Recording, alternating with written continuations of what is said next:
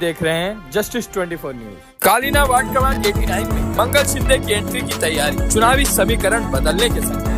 Mumbai BMC में घोषित चुनाव के बाद कालीना विधानसभा क्षेत्र के वार्ड क्रमांक 89 में राजनीतिक गतिविधियां तेज हो गई। इसी कड़ी में महाराष्ट्र राज्य शिवसेना शिक्षक दल कर्मचारी सेना की मुंबई महिला संगठिका मंगल शिंदे के भी इस वार्ड से चुनावी मैदान में उतरने की तैयारी की चर्चा सामने आ रही है। बताया जा रहा है कि मंगल शिंदे बीते कई वर्षों से लगातार समाज सेवा में सक्रिय रही। क्षेत्र में सामाजिक कार्यों के जरिए उन्होंने अपनी अलग पहचान बनाई। स्थानीय स्तर पर लोगों से उनके सीधे संपर्क और सामाजिक मुद्दों को लेकर सक्रिय भूमिका के चलते यह माना जा रहा है कि यदि वे चुनाव लड़ती हैं, तो उन्हें अच्छा जन समर्थन मिल सके। इस संबंध में हमारे संवाददाता ने मंगल शिंदे से मुलाकात की, जिसमें उनके चुनाव में उतरने के प्रयास, आगे की योजनाओं और उनके विचारों को जाना गया। बातचीत के दौरान मंगल शिंदे ने संकेत दिए कि वे जनता की समस्याओं को प्राथमिकता देने के इरादे से चुनावी प्रक्रिया को लेकर गंभीरता से विचार करेंगे। उन्होंने कहा कि क्षेत्र की बुनियादी सुविधाएं, सामाजिक सरोकार और आम नागरिकों से जुड़े मुद्दे उनके एजेंडे में रहे। हाल ही में उन्होंने वार्ड में लादीकरण का काम करवाया था, जिसे स्थानीय नागरिकों ने सराहा। इस दौरान हुई बातचीत में मंगल शिंदे ने कहा कि यदि वे चुनाव जीतकर आती हैं, तो कालीना इलाके के लंबे समय से चली आ रही पानी की समस्या को प्राथमिकता के आधार पर हल करवाने की प्रयास करेंगे। इसके साथ ही उन्होंने यह भी स्पष्ट किया कि क्षेत्र की सुरक्षा को ध्यान में रखते हुए हर मोहल्लों में सीसीटीवी कैमरा लगवाए जाएंगे, ताकि नागरिकों को सुरक्षित माहौल मिल सके। उनके इस रुख के बाद यह स्पष्ट है कि कालीना के वार्ड क्रमांक 89 में आगामी दिनों में चुनावी मुकाबला और भी दिलचस्प होने वाला है। तो आइए देखते हैं जस्टिस 24 न्यूज पर इस बातचीत के दौरान मंगल शिंदे ने क्या कुछ कहा। पत्रकार जेसी की रिपोर्ट पर।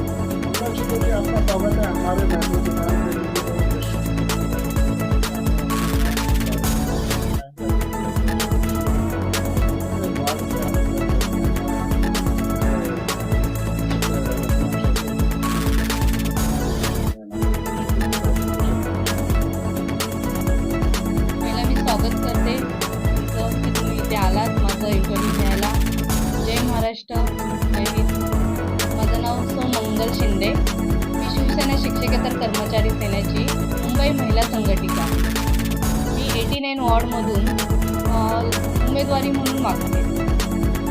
माझं हे सिद्धांत आहे की माझ्या प्रभागामध्ये आत्तापर्यंत कोणतीही कामं झालेली नाही आहेत, आणि जर मला पक्षाने संधी दिली तर मी ह्या संधीचं सोनं करेन। आणि जे रात्रंदिवस मी जे कामं करते BMCच्या माध्यमातून, इतर माझ्या संस्थेच्या माध्यमातून, ते मला एक मोठा आधार भेटेल पक्षाचा, की त्यांच्या माध्यमातून मी विकास करू शकते लोकांचा, तिथल्या स्थानिकांचा। कारण की आतापर्यंत खूप अशा समस्या आहेत त्या विभागामध्ये की आज कोणत्याही नेत्यांनी ते केलेल्या नाही आहेत। 100 पैकी फक्त 20% कामं झालेली आहेत आणि बाकीची काही कामं झालेली नाही आहेत।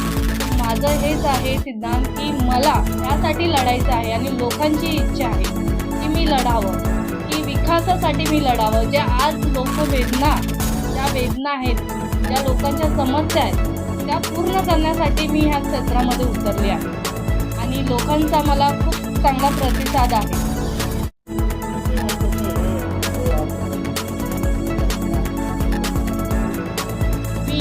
2018 पासून मी संस्थेच्या माध्यमातून काम करते, आणि आता 3-4 वर्ष झाली मी शिवसेनेच्या माध्यमातून काम करते।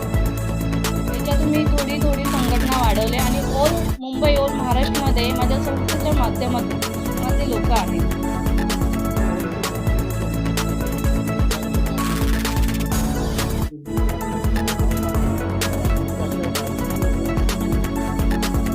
माझ्या विभागामधून 9 ते 10 जण आहेत माझ्या प्रभागामध्ये। पण माझ्या प्रभागामध्ये किती कोणी कामं केली ह्याचा विचार करून जो योग्य व्यक्ती आहे त्यालाच तिकीट मिळावे।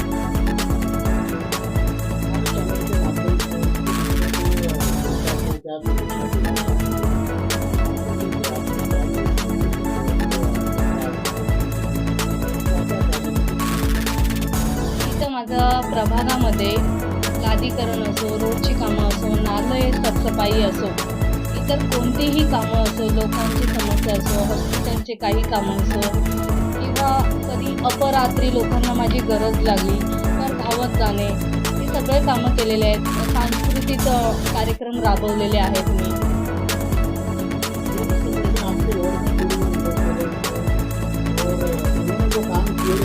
आपके मन में क्या है? आप किस तरह बदलाव लाना चाहोगे? आप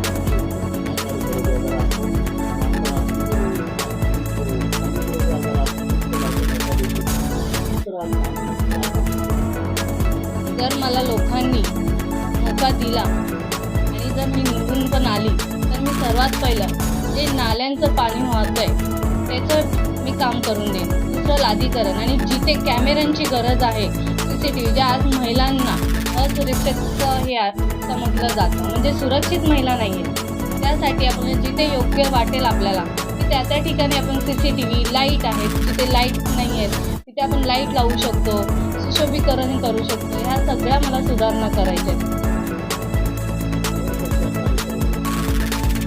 किंवा आत्ताच एक नुकताच नवीन प्रकार घडलेला आहे जेव्हा मुलांना किडनॅप करायचं आणि जे छोटे छोटे मुली विभागामधून जे आपल्या सुरक्षित नाही आहे असं वाटतंय तिथे आपण CCTV बसवू शकतो.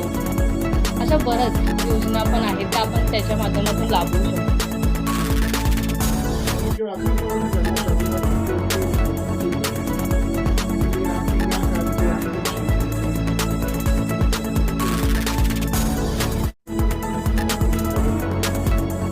जे आमचे माननीय एकनाथजी शिंदे साहेब उपमुख्यमंत्री आताचे आणि माजी मुख्यमंत्री यांच्या माध्यमातून जी लाडकी बहीण योजना आलेली त्याचं आम्ही ज्या महिलांना माहिती नव्हतं त्याचं आम्ही नाही म्हटलं तरी 2 ते 3 हजार फॉर्म फिलअप करून दिलेले आहेत आणि त्या लाडक्या बहिणींनी त्याचा पुरेपूर फायदा घेतलेला आहे. ज्यांच्या अकाउंटमध्ये नाही येत होते त्यांच्या आम्ही नवीन अकाउंट पण खोलून दिलेले आहे.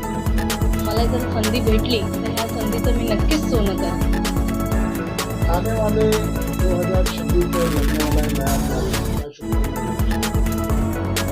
सर्वांना माझं 2026च्या खूप खूप शुभकामना आणि त्यांनी चांगला प्रतिनिधी द्यावा, उमेदवार द्यावा आणि लोकांचाही चांगल्या प्रकारे विकास व्हावा. जय हिंद, जय महाराष्ट्र.